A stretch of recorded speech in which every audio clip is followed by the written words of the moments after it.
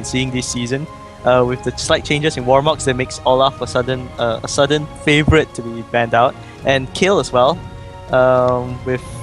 And what do you think about Evelyn? What do you think about the ban on Evelyn? Evelyn has been nerfed, so to speak, but still very, very strong and hard to deal with, definitely.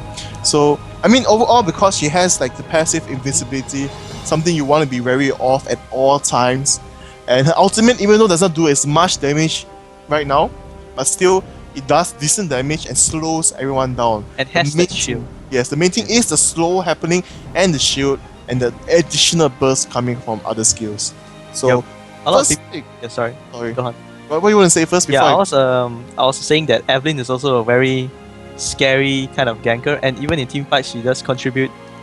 She does have a lot of contribution to a team fight. So, I'll say Evelyn. Even normally when I play rank, I ban Evelyn as well, just a preference. Yeah. So right now we see Xin Xiao and Jarvan picked up as the respective junglers of each team. I'm not so sure about Jarvan. Okay, Jarvan may not be the jungler. He could do mid or top, but as of now, yeah, it's probably the jungler. We'll have to see. Maybe mid lane might be a bruiser composition. Jarvan mid, something that's been played. But here we do see though, because Little Boss did take up Xin Xiao first, doesn't mean though it's going to be jungle. Yeah, we've seen Xin Xiao tops, and is a mid lane more conventional for Xin Xiao? No, definitely not, but it depends on the overall lineup. But we do see though Lulu Toys taking up Nidalee. Instant lock, so might be for Stanley, might be for himself. I'm not so sure what's we'll have happening. to see how it plays out, because Nidalee can play both top and middle lanes equally well, I would say. Well, some people prefer it as support. Yeah, some people.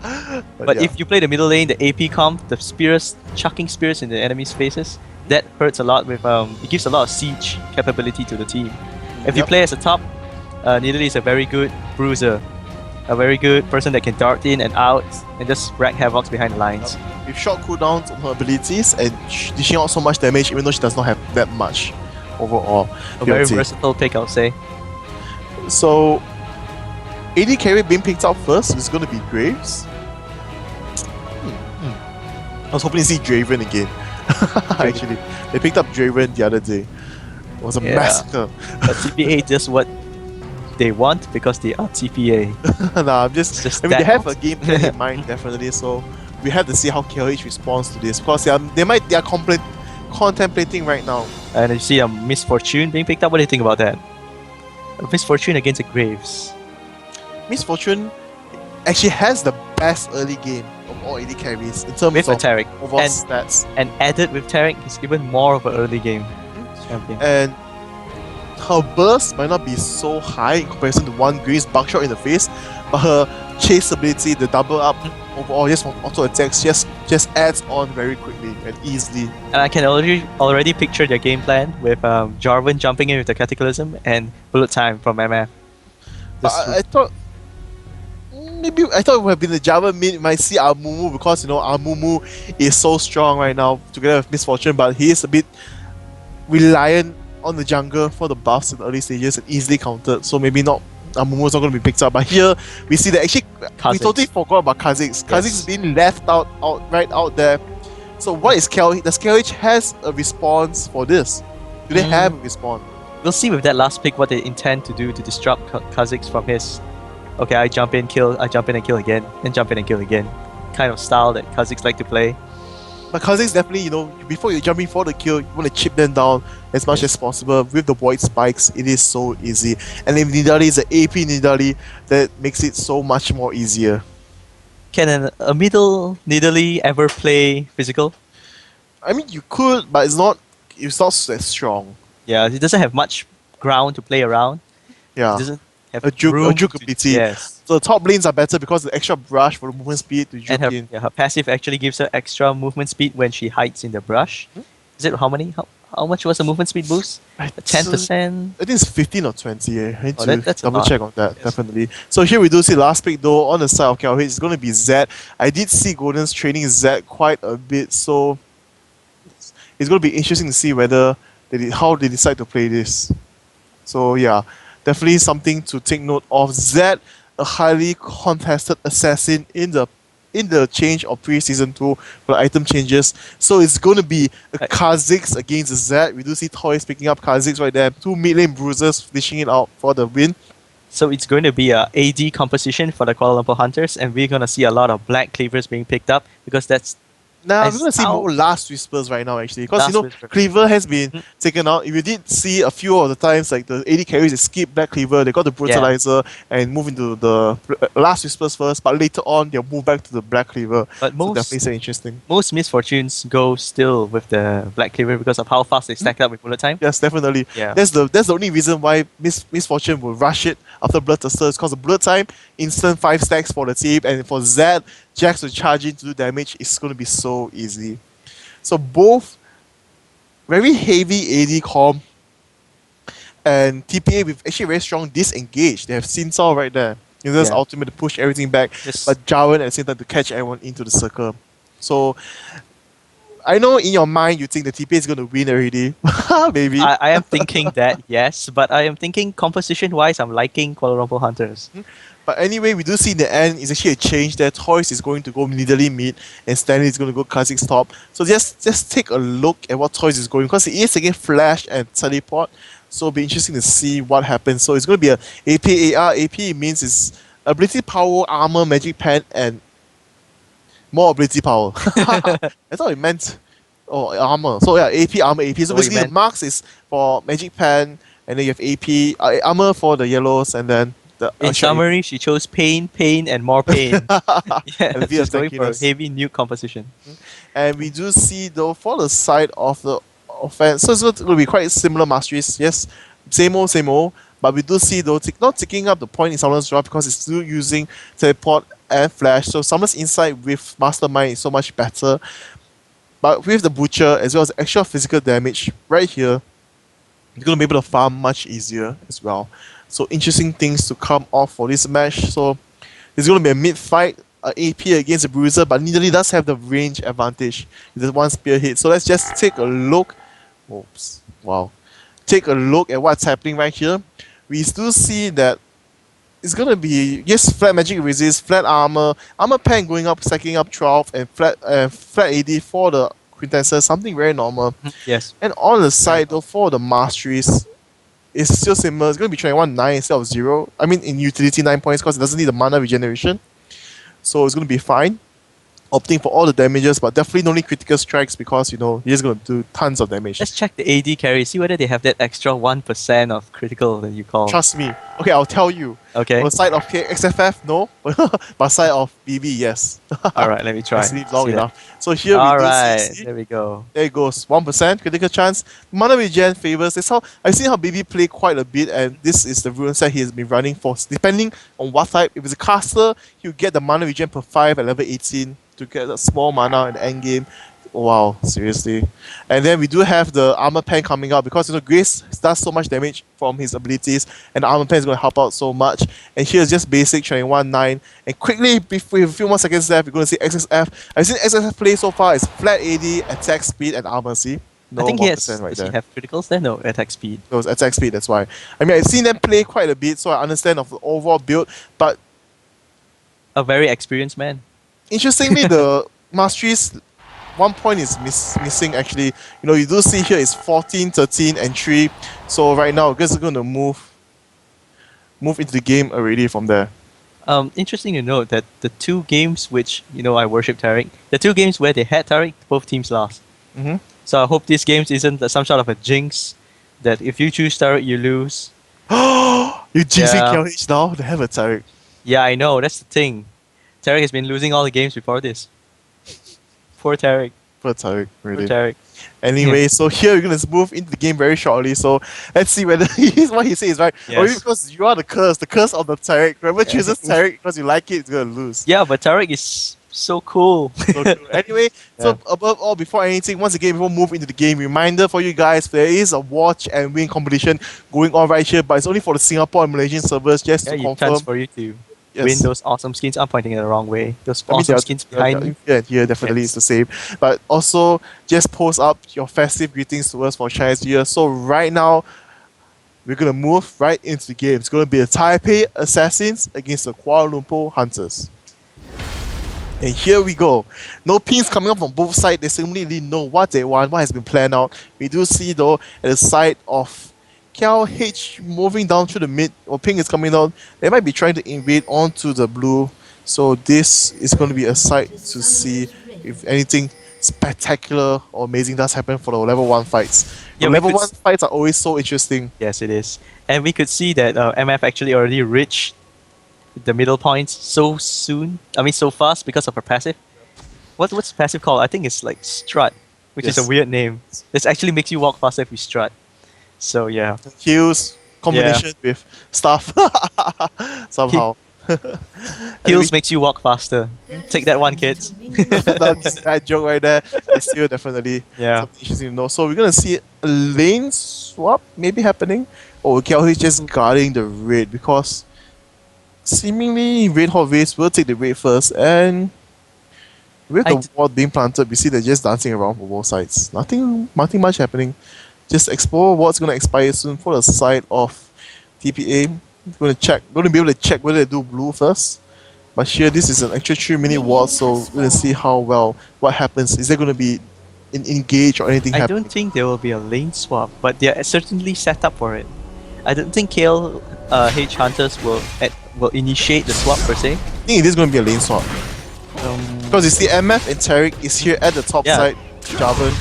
And here at the side of KLH, we do see Tinter One's taking up the EXP from the Wraiths, going to be able to get level 2 much faster. Look at the EXP bar right here. And going to buy some ward after farming that up and move into lane. Yeah, it's going to be a lane swap. It's going to be a lane swap right there. It's well planned because, they get good EXP in terms of leveling up faster for the side of the solo lane, which is Jax. So Kazik is going to deal with Tarek and MF, so this is going to be interesting to see how well Stanley does with it. Stanley has been phenomenal in his plays, and no matter what champion he uses, he's like the player that uses anything and he can Teddy Tiber's curse. Teddy Tiber's curse. I call it. Yes. Yes, once again, there is a pause. I should leave games announcements to you next time. Yes, like when the start of the game, I should announce the players. Maybe that'll help. I'm not sure. That's just speculation. So, yeah, I'm not sure if they fear Stanley per se for the games that he has played. That's why they did the lane swap, because Tarek and MF can really put a hurt on any champion. With a stun, just catch you off guard. But against the Graves and Nunu, not so to speak. They're both very tanky, and I suppose they opt for this because they want to do a fast push as well as shut down Kha'Zix. Because the top lane bruiser, once you snowball just a bit, it's going to be very hard to come back. But that works flip-wise as well. Yes. Yeah, Jax will have a hard time farming. Definitely. So that's why we're going to see how well this two plays off. For Jax, he has a cloth armor and 5 pots, but for Kha'Zix with the flask, 2 pots and the ward, going to be quite strong as well overall. Yes, he has a magnificent kind of sustain there. He can farm CS with skills and then fill it up with the flask. And anytime he gets caught off guard, you can just hit it back with the pot. And MF, she started with a Doran's Blade. So if I'm wondering if Kha'Zix can actually bully, like not bully per se, to injure her to the point where it's hard for her to heal back. Definitely not. because of Tarek. It's because of Tarek. And even so, in the 1v1 early game, both at level 1, if Kha'Zix does try any shenanigans, the only way he can damage MF is he choose to fly in. But if he flies in, the minions will attack, then he can't fly out, and then he's going to be a dead cockroach. So definitely. Dead cockroach.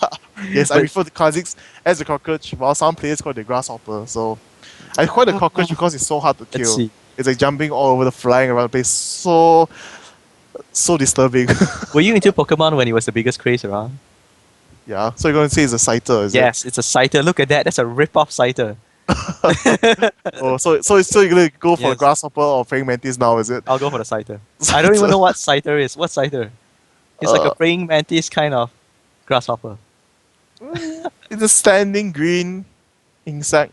Apparently, he has claws and wings and stuff. But anyway, moving back from that, definitely claws and wings and stuff as well. and stuff. And just a slight reminder for you guys, February is beginning, so it's going to come to an end soon for one of the competitions we have. So we do have the Riot Art competition going on right there, the national art competition where people prepare things for the pre-season / season 3 stuff, where winners will be able to win tablets, bamboo tablets, so to speak, those Wow. for the drawing. And there's like 15,000 RP and other prizes to be won. Everything is up on the forum. So do submit your art today if you are still working on it. If I'm not wrong, the deadline is 8th of February. You still have one last week to complete everything. Yeah, so for get this creative, global people. showdown. Yes. Get super creative. Will the art be featured on the skin? No. No. No, because art has to do with the champion Yes. wearing a new season 3 item. Wow. So you could draw Timo with the static shift. He's gonna hold the yellow sword with lightning. I can already imagine what What? a potential drawing will be. It's probably a Timo with every other item like Putting in the bag as usual, is carrying Yeah. everything. carrying Yeah. everything. Probably something on his arm with the fist, the gauntlet. X1 counter, yeah. Yes. Mhm. And he's wearing a bell for the hat. That would be cool. That would be cool. Yes, that would be definitely be cool. Actually going to go through a long pause because there are some technical errors on the side of TPA. So do not worry, the game will resume shortly. So before that, just bear with us, He's handsome. Oh, I'm you can gonna look at I'm, him, I'm gonna break news to you. It's actually my birthday. I don't care. Oh, okay, I figured as much. It's okay. See, Yeah. the Timo is camouflaging, waiting to know it's your birthday and going to poison you soon and you're going to die. So Yeah, I think people do not know this was a Timo. Like, if they didn't catch what we said in the first game, it's okay. See, yeah, this let's is actually this a is Timo. our Chinese New Year Timo skin. It's a rabbit Timo wearing.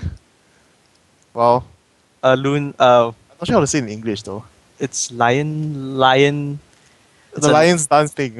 Yeah, it's a lion dance head. I know Yeah. you say if you call it Benji, you call it 武士, but I'm actually a banana, English- so I wouldn't know about okay, this. then what you know English or banana. I mean, direct translation is a dancing lion. So let's just go with that, And Yeah. yes, dancing lion.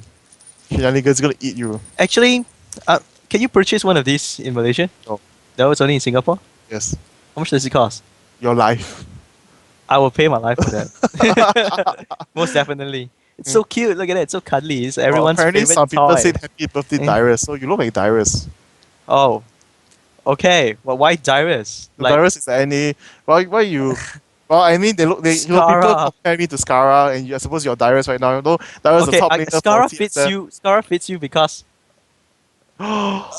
Oh wow! Really now? yeah, I it's guess calling us a Skara my difference actually. So you actually fit in as well, I suppose. Just not as Yeah. much, maybe. No. not really. I'm actually a little bit smaller. Next to you, I'm very fit.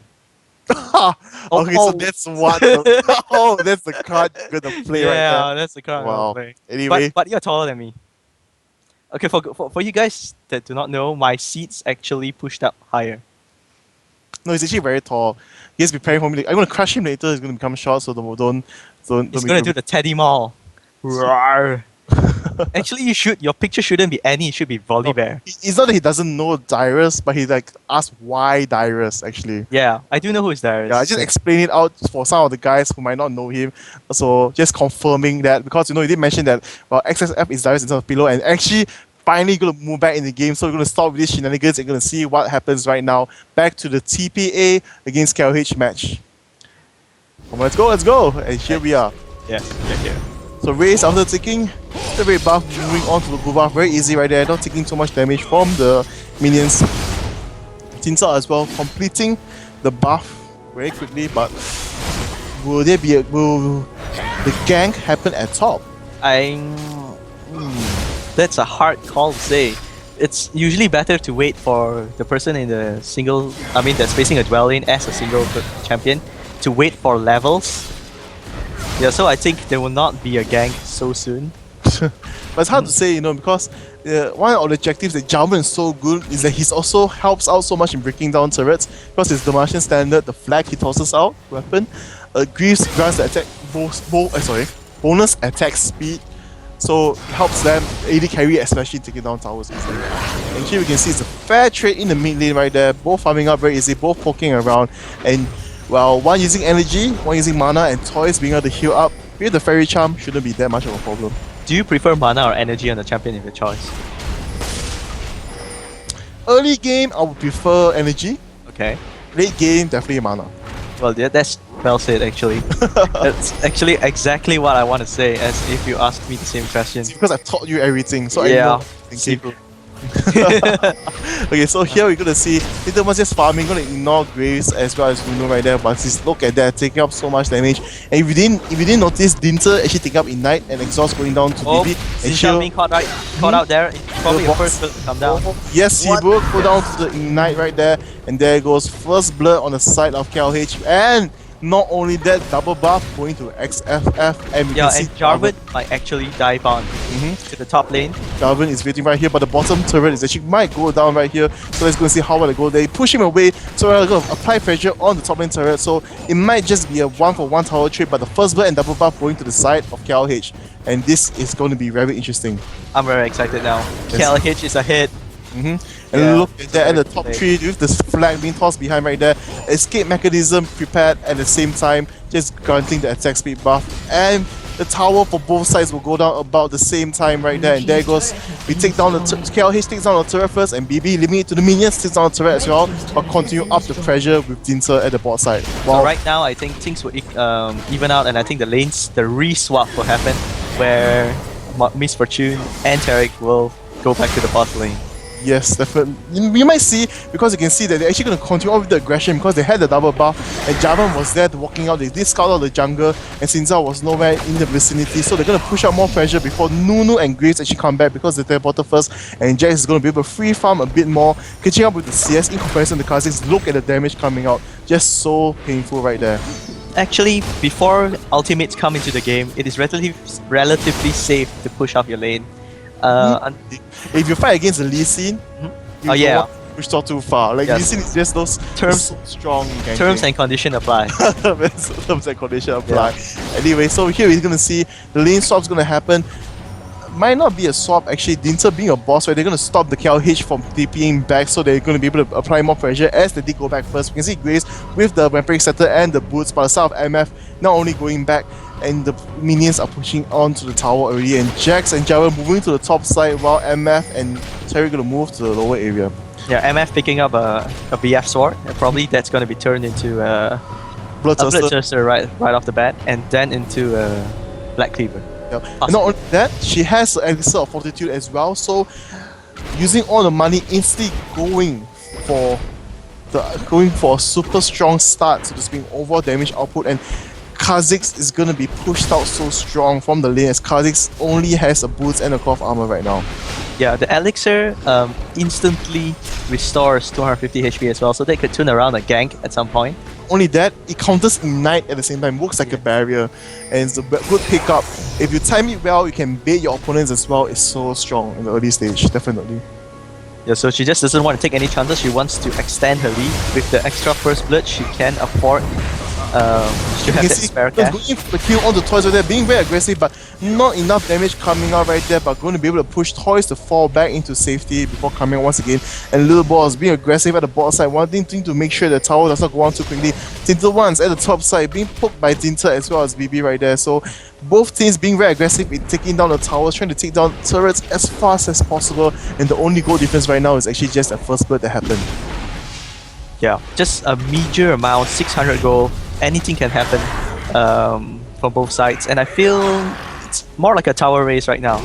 But in terms of defense, we can see that Kha'Zix will be doing a better job now because he's level 6 and did upgrade the Void Spikes. Yes, he has the ability to clear waves with just shooting Void Spikes, whereas Jax have to depend on, well, singular attacks. Yep. Right? Oh! Ooh, BB actually missing the combination right there. Ugh. I mean, Grace ulti is actually very easy to miss in short range because, you know, if the person just sidestep slightly, it will miss.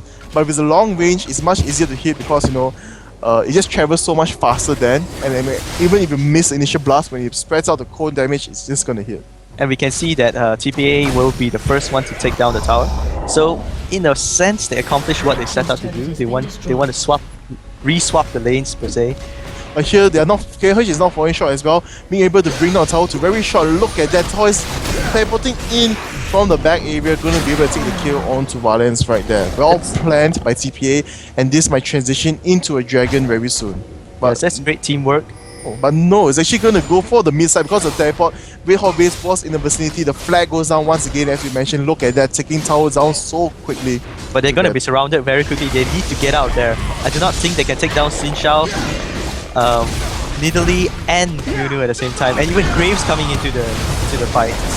But you see, Golden does fall in the end, and here we can see, wow, man mode, Lil Balls going in for the kill. Oh! And Dinter is the one that picks up the kill right there. Support with the double buff. And Nidalee went down as well. Oh, Nidalee somehow taking too much tower hits. I did not see what was I happening. think she transformed too Too slow to heal? too early. Too early. Yeah, because he couldn't get out of the range of the tower. Definitely. But here, overall, the goal difference, yes, in the 1 kill and also the tower. So the CS around the same for both sides.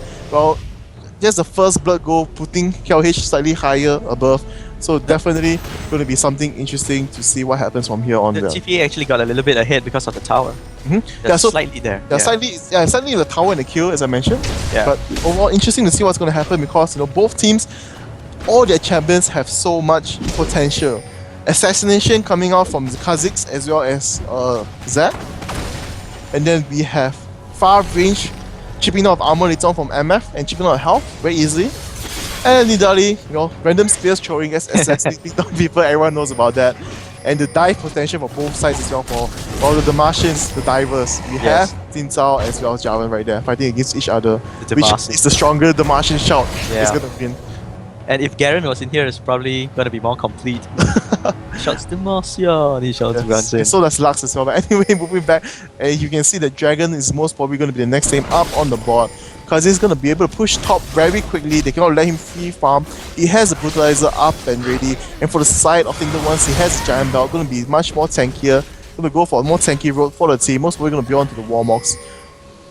Yes, they need the tank on their side, and Jarvan just doesn't cut it because he's currently the jungler, and junglers don't skill in items as well. So quickly, unless you get the kills. And look at that, immediately going for the kill onto the little boss. Cataclysm coming out, stopping him there, and there goes the kill. And here, oh never mind, Red Hawk Base takes the kill right there with the help of 3 members right there. And here, it might transition to a dragon, but because Red Hawk Base is a bit slow, and it's hard to take a dragon when Nidalee is up and alive, and you're going to take the spears. Yes. So Taric being caught off a little bit off guard right now, and he falls relatively quickly. But Nunu got the kill instead of Graves. That's interesting. Well, it's because of the Ignite. Oh no, don't say Ignite. How did he get? Oh, he get the red buff, I believe. Yeah, all the ice ball. All the ice ball. Because I did see Graves ulti splash out and suddenly he dies, so I thought Graves definitely took it. So ironically, Nunu is the one with the top kills in their team now. MVP. MVP, definitely. Very strong. So, looking back at this, what's happening, we can see that TP is doing a very good job in pushing, applying aggression right there. They're going to take one more tower from this fight, so this is going to move into the favor, and we can see that Nunu as well as Grace, BB together with Dinter's already duo doing onto the dragon right there. And Dinter's definitely do not have consume, just with level 4 Ice Ball and level 2 Blood Boy up there, just going to be so aggressive, doing out so much damage. And now they're going to go on to dragon, and that's probably going to be uncontested. There's no member of Kuala Lumpur Humpers nearby to contest that. And now the goal lead is becoming ridiculous, 3k. Well, it's 3k, but it's all from the objective difference. Yes. And it's a good thing when it comes to objective because you can calculate the goal difference. It's like, okay, every member on TPA right now has about, well, 490 gold extra. Plus from the dragon, like maybe 2 dragons, so... the towers doesn't give extra gold, but from dragon, additional about 25, if I'm not wrong. Yeah. So it's like, just a bit more out there, so... 500 gold is just a dollar, and here we can see, look at that, toys being put down so instantly right there. Perfect combination right there, catching toys out of position. Yes. He did use a flash as well, he tried to jump away, but Taric stunned instantly with the exhaust and just the bullet time. See, the thing about objectives is that, especially towers, is that once you take it down for towers, it doesn't come back up. So that goal is actually a current more of a artificial lead so far, and will close down once he's been taken down. Yes. And here it goes, one more tower going to go to the side of KLH. Definitely very, very good out there. And even though we can see the kills was 4-4, 2 of the kills was on Nunu for TPA, but 2 of Kuala Lumpur Hunters. So he's once again teleporting in, going to be able to steal the blue buff like a boss right there.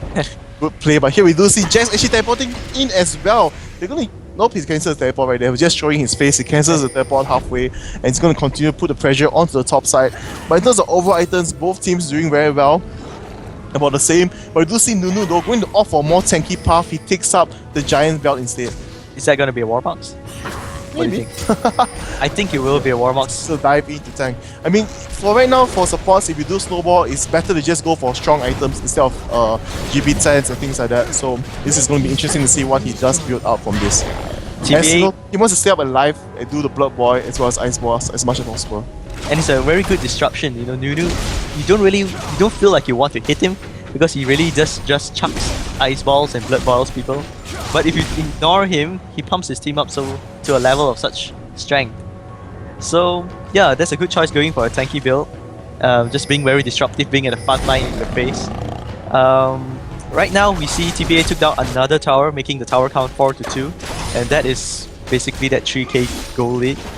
But I still feel that Kuala Lumpur Hunters is definitely still into this. And in fact, I think they have an advantage right now, even despite the goal lead, because of the the kills allocation towards their AD carry, and just the general composition and what they're building.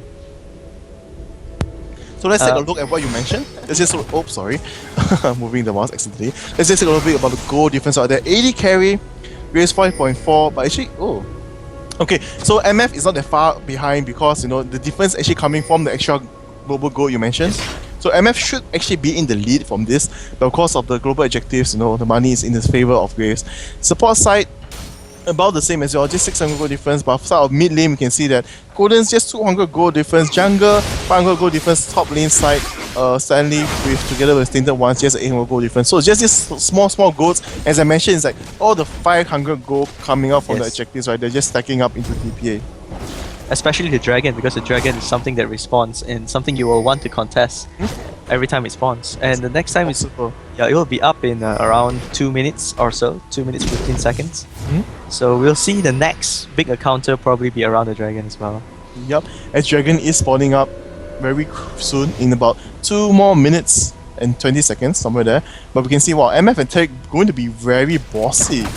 They don't have that much ward coverage. Just take a look. We can see they only saw Nunu. They cannot see anything at all. They need to see what is happening on their end, but they believe they need to go back right now. They have 2 TPA members closing down on them really quick, and they need to get out of there. No, they have only one. Actually, is actually the one that's coming is Jama to help. Oh, look at that! There goes. Oh, I didn't see. Yeah, they're stacking together, so they look so cute. They're trying to camouflage on the map. So if you look at the map, you only can see one person going. But yeah, both of them going down, and I feel that is a crucial mistake by Kuala Lumpur Hunters. They should have that warded. They shouldn't be pushing out so deeply into enemy territory without coverage.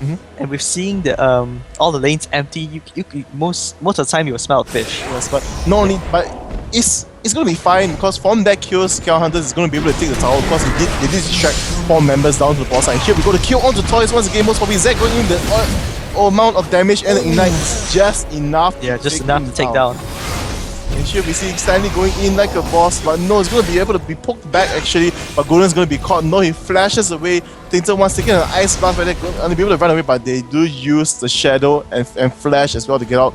And look at that, Kazi is flying in, trying to slow them down. Red Hot Wave is going to be taken down very low. Just that was so close. Maximum range right there, taking him down. And interesting to note that Nunu also burned his ultimate, and Nunu's ultimate's cooldown is pretty long. So that won't come into play anytime soon. But it's going to be fine. No, Nunu's ultimate is mainly to secure the kill or chase people away. There was a flash traded for that, so it's going to be fine. It's a huge zone. It's like, okay, you come in here, are you going to come in here? Yep, it's like a huge negative zone. But overall, KLH is actually still in this game, and I think that people did not expect it to be so close up actually. Yeah, they expected a more one-sided game. So KLH is just showing them what they have and doing a very great job at it. Yeah, I hope you guys enjoy how KL Hunters, our very own Kuala Lumpur Hunters, we are Malaysian casters of course, so yeah, are doing very well in this against a world champion. So yeah, now things are stabling out as the goal lead is still around 2.5k, but with this dragon, it's gonna go against the Kuala Lumpur Hunters. So there's a 3.5k lead now. but it's getting less and less relevant as the total goal gets high. Definitely, but still, it is still something they want. Early, it's still in the mid-game stage, so those amount, it still matters. Definitely, Yes, greed is good. greed is good. Anyway, here we can see overall that we can see Nunu actually gonna go for Warmox. Yep. Maybe, just maybe. Seems it that way. should be Warmox because he has a Giant's Belt and the Ruby Crystal. What Yep. else can he turn that into as in terms of a supportive item? It's gonna be very here and there if he builds it. Then He might get the Giant's Belt just for the extra sustain first, but might go into a Kinder Gem with the Ruby Crystal. It's still possible because he might want to get the extra cooldown and build into something different, like another looking at the Iron Slurry, even though TPA already has one on the side of Xin Zhao. yeah, but I still think it will be a Warmox. But yeah, we cannot discount anything out because Nunu isn't exactly the main tank of the team. So we'll see how that goes. We can see TPA pushing down the bot lane. They probably want to. Oh. Okay, sorry to cut you, but just as you mentioned, Nunu is not the main tank of the team. Yeah. But as we look at things progress, he is the tankiest for the team. He has a Ninja Tabi. Look at that, he has a Giant's Belt and a Ruby Crystal. He's going to tank the tower hits for his team. So they're changing things around. See, Kha'Zix right now with the Giant's Belt, a bit more tanky, going to be able to survive better. But still, and with the help of Little Boss, is tanky because of his skills and item. But Nunu is just pure tank right now. Yeah, I think TPA is reacting very well because Nunu, oh, okay, I got this kill, what I'm gonna do with this money? So I might as well be a tank for the mid game right now. And so Xin Zhao and Kha'Zix will be free to build a little bit more damagey. Say. And look at that, with the heal coming out for Boys, he's just again 2 tower hits, but Grey 6 4 hits onto the tower, pushing the lane like a boss Oh, like that. and the flash comes out for Tariq. Ultimate comes down for Nunu, but Nunu is just so tanky, he just stays in the middle and completes that ulti. Golden's very low, he cannot stay in the fight any longer, but in the end, nobody falls. Yup. But oh, never mind. Oh! That spear right there, as we mentioned, Yes. the spear assassinating and the The spear. banner spear. Yes, just takes down the kill. As we mentioned, that no kills going north right there. It's kind of hard to miss 5 people lined up in a row, but then yeah. So poor yeah. Tariq, he must be, why me? Yup. Anyway, so but in the end, TPA does manage to take down this tower. They're doing a good job in getting the objective, and overall, I would definitely have to say that TPA BB is doing a good job because he knows that he's gonna get dived on by Zed, so he took the exhaust. Every time, it's second time already. Every time Zed dives onto him, he just exhausts Zed, Yeah, that's and then Zed cannot do the damage needed to stack up the ulti damage. good play. Yes, good play, strong play right there by BB. My predictions is, my speculations will be if Kuala Lumpur Hunters could stabilize the goal lead, they will have a lot of chance. I mean, they have a chance. They need to stop this snowball right now because what TPA is doing is taking the lead they get from towers, converting that into better team fights, and just getting ahead from there. So they need to stop TPA's momentum. Kuala Lumpur Hunters need to find a way to stop, to be at the right spot At to the right avoid- time, or yeah. catch someone off Yes. on the side of Taipei Assassins. So it'd be interesting to see if that can happen. Definitely, we can see Nuno already getting up the oracles right there, up and ready. Let's just take a look at the goal he has, just to check, see what is happening. He has 600 gold as well, 5,300. He's not far away from his Warmox if he really wants to get it. Just needs another 600 or 500 gold, and he can complete it no problem. And also this skin that Golden is using makes him look a little bit like Shen. But of course his stance, it doesn't look like Shen, but his You have outfit, bad eyes like me, but I can't believe you just said it looks like Shen. it looks like Shen, look at that. Except of course he's a little bit more Vascular. yeah, a bit more flowy. It's okay. Anyway, here we're gonna see engage might happen. Tintin once. Oh, not gonna dive in, and Kha'Zix with his voice spy is gonna stop the engagement right there, instantly right there. Once you get hit, the slow happens, you can't go in. Yes, and Kha'Zix have completed his Warmox. He's a very big threat in the team fight now. He has both damage from Bloodthirsters and the Brutalizer and the sustain from Warmox. So I think right now is the optimal time for TPA to actually push their advantage. They should take down any outlying towers, which they're doing right now. And they're probably gonna push that on with maybe a Baron after a fight. Oh, So we'll see how this goes. Tintin was caught out of position. He did not manage to land the counter strike. Wing down very low. His ultimate is enough to save him here. Cuts. Oh, look at that little boss with the perfect ultimate right there. Just pushing everyone in the correct positions that they wanted. And here Stanley is going to kill on the turret. Going to be able to fly again. Excess fought right there by the ice mask. And look at that. Being a boss right there. Stanley just charging in. But Golden's going to be able to get away with his shadow. This might actually be GG. I mean, this definitely not going to be GG yet, but still, with the inhibitor being taken down, KLH is going to be put further behind from this. And there it goes. It's going to fall back. Objective dealt with. Time to go for another lane, or maybe even go for the Baron. Because, you know, with Nunu, taking Baron is so much easier because of that Blood Boy. Yes. Definitely. And even now, Nunu is like a semi-tank. He can even instead of the others taking damage, Nunu could just do it. Yup, and here he goes. Sinzao charging in first and Kazis following up, and well, Nunu he's not moving close enough to tank it. I'm not sure why. Okay, then he finally realized it, takes one step forward, and this is going to be an easy Baron for the side of TPA. And look at that heal coming off from Toys. It's nearly a 4 HP kind of heal. And look at that, jumping out already for the Baron pit, gonna fall back, and Kazis getting level 16. His shell is broken, he's evolved once again, and this is gonna be very hard right now, heartbreaking for KLH. You can see the overall right now, they're still not doing too bad overall. Okay, but you can see because of those objectives slowly piling up, as you mentioned, objectives, 2 team kills, 2 other objectives. You can see that TPS is just slowly, just from the mid game you saw, it was very tie. It was quite of a slight tie early game, and they just slowly taking more advantages. Just come back to what we said earlier. If Kuala Lumpur Hunters could take one engage to stop the momentum of TPA, they have a chance. But right now, it's hard. It's very hard. Look at that, so we're going to see them jump up right there. Hoist is going to follow in with BB at the back. The great Baltas proc on to Tintin. Tintin was taking another. Oh, great leaf strike right there. Going to be able to be saved, but Great Hot Race going to sacrifice himself. No blips out, but it's not going to be enough. And here goes the last push, I believe, on the side of TPA. Stanley going to be trying to stop. Dusting down Jax, going on the XSF right there. Jump again once more, moving on to the back lines. And here we do see Tariq being taken down from that. And here, wow, Stanley is just going to man mode right there onto the tower. And you can see the Dinter actually got a Sunfire Cape instead of Warmox right there. So instead of getting pure HP, you're going to be banking armor. Look at that. They just pushing in immediately already. And lights out. And this is it. So, wow. Very exciting game in the beginning, definitely, but from that, whoa, Golden's almost going down. That was very close. But that was irrelevant most of the time because the game's already over. I mean, a kill is still a kill. Yeah.